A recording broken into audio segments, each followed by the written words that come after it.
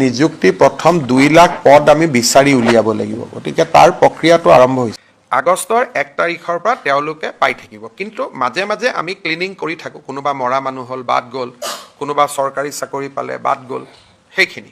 কিন্তু তাক বাদে আৰু এতিয়া নতুনকৈ একো কৰিব নালাগে আগত যি একাউণ্টত 9000 সোমাইছিলে সেই একাউণ্টতে অৰুণোদয় নিয়মীয়াকৈ পাই থাকিব তাতে 1 আগষ্টৰ পৰা প্ৰতিটো চৰকাৰী আঁচনি সুবিধা নিয়মীয়াভাৱে অসমৰ ৰাইজে পাব পাৰে বিধানসভাৰ অধিৱেশন এখন আহ্বান কৰিবলৈ এমাহৰ নোটিছ লাগে গতিকে 6 জুলাইৰ ভিতৰত বাজেট হলে 28-29 জুলাইত পাছ হৈ যাব 1 আগষ্টৰ পৰা সকলো চৰকাৰী আঁচনিৰ সুবিধা আগৰ দৰে অসমৰ ৰাইজে লাভ কৰিব পাৰিব 6 জুলাইত আমি পূৰ্ণাংগ বাজেট অধিৱেশন পাতিছো 21 দিনৰ বাজেট অধিৱেশন হ'ব আৰু পৰৱৰ্তী সময়ত আমাৰ 1 আগষ্টৰ পৰা প্ৰতিখন চৰকাৰী আঁচনিয়ে আমি নিয়মীয়াকৈ পৰিচালনা কৰিবৰ বাবে সুবিধা পাম ভাৰতত আমি কোনো বাংলাদেশী নাগৰিকক সোমাব নিদিওঁ স্যাৰ নিযুক্তি প্ৰক্ৰিয়াটোৰ এটা প্ৰসেছ আপোনালোকে আগুৱাই লৈ গৈছে লাহে লাহে হ'ব এতিয়া আমি নিযুক্তি প্ৰথম 2 লাখ পদ আমি বিচাৰি উলিয়াব লাগিব গতিকে তাৰ প্ৰক্ৰিয়াটো আৰম্ভ হৈছে ইতিমধ্যে স্যাৰ উচ্ছেদৰ দাবীটো বহু ঠাইত এতিয়া উত্থাপিত হৈ আছে যোৱা কালি এতিয়াও আমি আপোনালোকে যদি যায় পলাশবাৰী ট্ৰাইবেল বেল্ট এণ্ড ব্লকৰ পৰা আজিও নটিছ ইছ্যু হৈ আছে এইবিলাক কণ্টিনিউৱাছ প্ৰচেছ আৰু ইয়াত কোনো ৰখি যোৱা বা চলাই থকাৰ কথা নহয় এইটো চলিয়ে থাকিব হাইকোৰ্টেও এটা ডাঙৰ অৰ্ডাৰ দিলে গোলাঘাটতো 2 দিনতে আৰু এটা এভিকশ্যন আছে গতিকে এইবিলাক সব কণ্টিনিউৱাছ প্ৰচেছ ইয়াত আৰু নতুন চৰকাৰ পুৰণা চৰকাৰ বুলি নহয় যেনেকৈ আগত চলি আছিল তেনেকৈ চলি থাকিব কথাটো হ'ল যে ঘৰত ভাষাটোতো আৰ্টিফিচিয়েলি কোনোবাই মেজৰিটি কৰি ৰাখি লাভ নাই নহয় ঘৰৰ ভিতৰত তেওঁলোকে যদি অসমীয়া ভাষা নকয় অকল লোকপিয়লত অসমীয়া ভাষা লিখি ক'ব আমি বিদেশী নহয় সেইটোতো নহ'ব নহয় অসমীয়া ভাষাটো আমি কাবাক এইটো সাহিত্য সভাৰ সভাপতি ডাঙৰীয়াৰ কথাৰ লগত মোৰ ইয়াত এটা বিৰোধিতা আছে যদি অসমীয়া ঘৰত নকয় লিখি কি লাভ হ'ব আৰু এইবিলাকৰ কাৰণে অসমীয়া ভাষা কিবা পাৰ্চেণ্টেজত জীয়াই আছে এইবিলাক পুৰণা পলিচি আছিলে ইমান পাৰ্চেণ্টে ক'লে অসমীয়া থাকিব আমি যেতিয়ালৈকে চন্দ্ৰ সূৰ্য থাকিব অসমত অসমীয়া ভাষা থাকিব এইটো আৰু কোনোবাই পাৰ্চেণ্টেজৰ লগত ভাষাটো থাকা নাথাকা এইবিলাক পুৰণা কিছুমানে ওলাই দিছিলে যে লোকপিয়লত ইমান পাৰ্চেণ্টেজ হ'লেহে অসমীয়া থাকিব নহ'লে নাথাকিব এনেকুৱাটো মই কোনো আইন শুনা নাই Assamese is the official language আৰু আমাৰ অফিচিয়েল লেংগুৱেজ এক্টত ক'তো লিখা নাই যে ইমান পাৰ্চেণ্টেজ হ'লেহে অসমীয়া থাকিব নহ'লে অসমীয়া নাথাকে কালি যদি মই ধৰি ল'লোঁ যে 20% মানুহে কয় অসমীয়া তথাপিতো অসমত অসমীয়া থাকিব কোনোবাই আৰু বাংলাদেশৰ পৰা আহি পেলাই ইয়াতে ভাষাটো বদলাই দিব পাৰে নেকি তেনেকৈতো নহয় বৰাকত বঙালী BTC এৰিয়াত বড়ো অসমত অসমীয়া লগত জনজাতীয় ভাষা কাৰ্বি মিচিং ৰাভা সববিলাক অসমত বাগিচাৰ দৰে এখন বাগিচাৰ দৰে ফুল ফুলি থাকিব ইয়াত আৰু কোনোবাইতো ক'ৰ পৰা এইটো হিচাপ আহিলে মই নাজানো কিবা চেন্সাছত এনেকৈ ক'ব লাগিব তেনেকৈ ক'ব লাগিব নক'লেই বা তাৰ পৰা আমাৰ কি ক্ষতি হ'ব কোনোবাই যদি ভাবে এইটো হ'ল এটা পুৰণা যে 50%ৰ ওপৰ হ'ব লাগে এনেকুৱা ক'ৰবাত আইনত লিখা আছে নেকি মইতো কোনো আইনত দেখা নাই এইবিলাক হ'ল পুৰণা এইবিলাক হ'ল তুষ্টিকৰণৰ একোটা ৰাস্তা মই ভাল পাম যে অসমীয়া ভাষাটো লিখকো ঘৰতো কওক ঘৰত অসমীয়া নকৈ এনে লিখি দিলে কি লাভ হ'ব অসমীয়া ভাষাটো এইটোতো ফ্ৰড হৈ গ'ল না এইটো ভুল হৈ গ'ল যদি বোলে নহয় আমি ঘৰতো অসমীয়া কওঁ কথা বতৰাটো অসমীয়া কওঁ তেতিয়াহে অসমীয়া ক'ব লাগে নহ'লে কি অসমীয়া ক'ব লাগে সেইকাৰণে এইটো এটা নতুন এটা ছিষ্টেম আৰম্ভ হৈছে আমাক দুৰ্বল বুলি ভাবি এইটো এটাও ব্লেকমেইলিঙৰ ৰাস্তা লোৱা হয় আমি ইমান দুৰ্বল নহয় আমাৰ লগত গোটেই জনজাতীয় মানুহ আছে টি গাৰ্ডেনৰ মানুহ আছে সকলোৱে লিখিব যোনে অসমক ভাল পায় অসমৰ মাটিত আছে নহয় জানো সেইটো আৰু লিখি পেলাই যে আমি অসমীয়া ক'লোঁ গতিকে কালিৰ পৰা আমাক বাংলাদেশী নক'ব সেইটো কেনেকৈ হ'ব পাৰে এইবিলাক পুৰণা ছিষ্টেম আছিল এইবিলাকত মই বিশ্বাস নকৰোঁ খালি মই এইটো জানো যে চন্দ্ৰ সূৰ্য থকালৈকে অসমত অসমীয়া ভাষা থাকিব ৰাভা মিচিং কাৰ্বি ডিমাচা থাকিব বৰাকত বঙালী ভাষা থাকিব ইমানে হিন্দী ভাষা ইংলিছ চলিব ইংলিছ মানুহে কথা পাতিব বাহিৰৰ পৃথিৱীৰ লগত জানিবৰ কাৰণে হিন্দী ৰাষ্ট্ৰভাষা দিল্লী বিহাৰত গ'লে পশ্চিমবংগত গ'লে আমি হিন্দীত কথা ক'ব লাগিব হিন্দীও শিকিব চলি থাকিব আৰু তো ভাষাৰ নামত এখন আৰু নতুনকৈ কিবা এটা খুলি লোৱাৰ মইতো চৰ চাপৰি পৰিষদে আমাক জনাব কিয় লাগে লিখিলে হ'ল সেইটো আমিতো মইতো আৰু তাৰ কাৰণে ধন্যবাদ নিদিওঁ নে কি ভুল কৈছোঁ নি পংকজ ভাই মুঠতে অসমীয়া কোনেও দুৰ্বল বুলি ভাবিব নালাগে that is the bottom line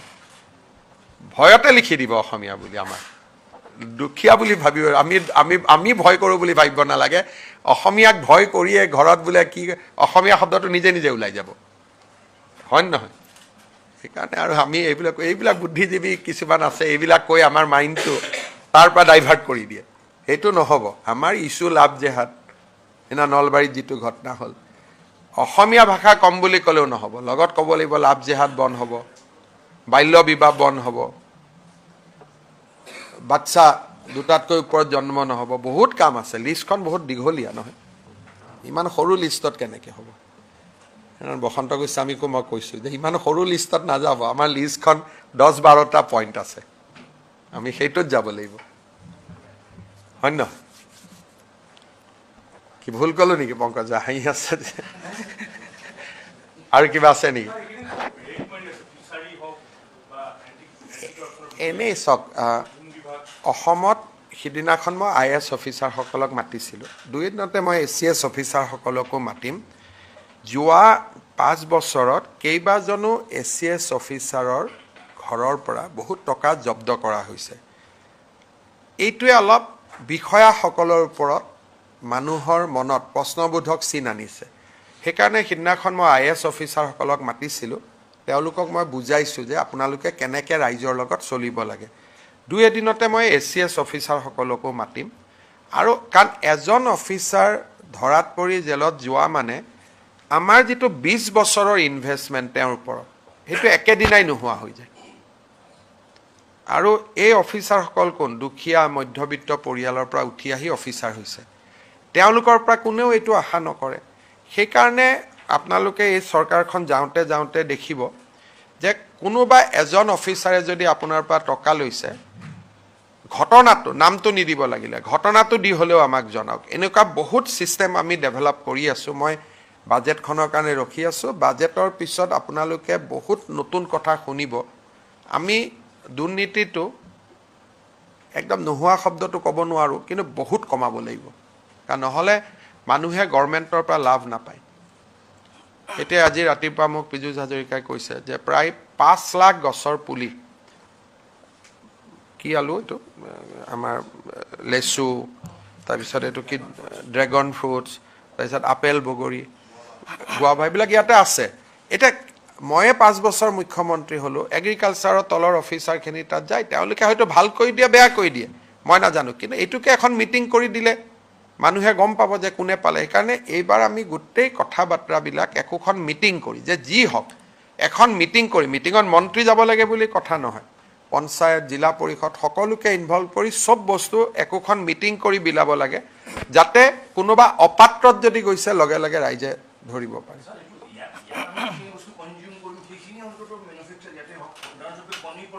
এতিয়া কণী বহুত বাঢ়ি গ'ল চাওক এতিয়া ফিছ মাছ আহিব নালাগে 2 বছৰত কণী আমাৰ ইয়াত 100% হৈ যাব কণী আহিব নালাগে গাহৰিটোত অলপ ইছ্যু আছে কিন্তু মই ভাবোঁ যে আমি নেক্সট 5 ইয়াৰ্ছত কণী মাছ সাফিচিয়েণ্ট মৌটো বহুত ভাল ডেভেলপমেণ্ট হৈছে এইবাৰে আপোনালোকে দেখিছে লেচুৰো বহুত ডিমাণ্ড মোক ছিংগাপুৰৰ এম্বেচাডৰে মোক নিজে হোৱাটছআপ দি কৈ আছে যে আৰু পঠাব লাগে লেচু গতিকে অসমীয়া ল'ৰাই যিমানে কাম কৰে অসমখন বাচিব হাই ভেলু হৰ্টিকালচাৰ যিমান কৰে সিমানে অসমখন বাচিব এতিয়া আমাৰ খেতি পথাৰবোৰ পৰি আছে যদি অকল ট্ৰিয়ে লগাই দিয়ে গছ লগাই দিয়ে মেৰুনি তেৰুনি গছে লগাই দিয়ে তাৰো ইনকাম আছে গতিকে অলপ এই 5 বছৰত আমি অসমৰ অৰ্থনীতিটো জাগৰণ কৰাৰ কাৰণে চেষ্টা কৰিব লাগিব এবাৰ বাজেটত আপোনালোকে অলপ পাব গধূলি মোৰ এখন সাংবাদিক মেল আছে পাৰ্টি অফিচত আপোনালোক আহিব 5:30 নে একেটা দিছে জয়ন্ত যেটা দিছে আপোনালোক আহিব স্যাৰ এটা কথা জানি থওঁ আপুনি গম পায় আৰ্যনগৰত এটা ঘটনা ঘটি গ'ল আৰু তাৰপিছতে অসমীয়া অনাসমীয়া এনেকুৱা বিষয় এটা আহিল আপোনাৰ ষ্টেটমেণ্ট অকণমান জানিব বিচাৰিছোঁ চাওক সেই ঘটনাটোৰ যিজন মূল নায়ক তেওঁ কোন হয় কোনোবা এজন সাংবাদিকৰ নাম এটা ওলাই আছে ঘূৰি আছে আপোনালোকে দেখিছে অসমত যদি অসমীয়া বিহাৰী অসমীয়া বঙালী এই কাজিয়াবিলাক যদি আমি কৰি থাকোঁ তেতিয়াহ'লে আমি আকৌ আন্দোলনৰ দিনলৈকে উভতি যাম এজন ক্ৰিমিনেল হিন্দীভাষী হ'ব পাৰে কিন্তু তেওঁতো হিন্দীভাষী কমিউনিটিটোক ৰিপ্ৰেজেণ্ট নকৰে এজন অসমীয়া ল'ৰা এজন কোনোবা কাৰণত ধৰ্ষণৰ গোচৰত পৰিব পাৰে সেইবুলি যদি গোটেই অসমীয়াক কোনোবাই ৰেপিষ্ট বুলি কয় আমি মানিম নেকি? সেইকাৰণে যিটো অসমত এজন বিহাৰী অসমীয়াৰ কাজিয়া লাগিলে গোটেই বিহাৰী জাতিটোক টানি আনা, অসমীয়া জাতিটোক টানি আনা, এইটোতো কোনো কাৰণে সমৰ্থনযোগ্য নহয়। তেওঁ যদি মিটিং কৰি যে মই সকলো বিহাৰী ৰাইজৰ হৈ এই কাজিয়াখন কৰিছোঁ, তেতিয়া বেলেগ কথা।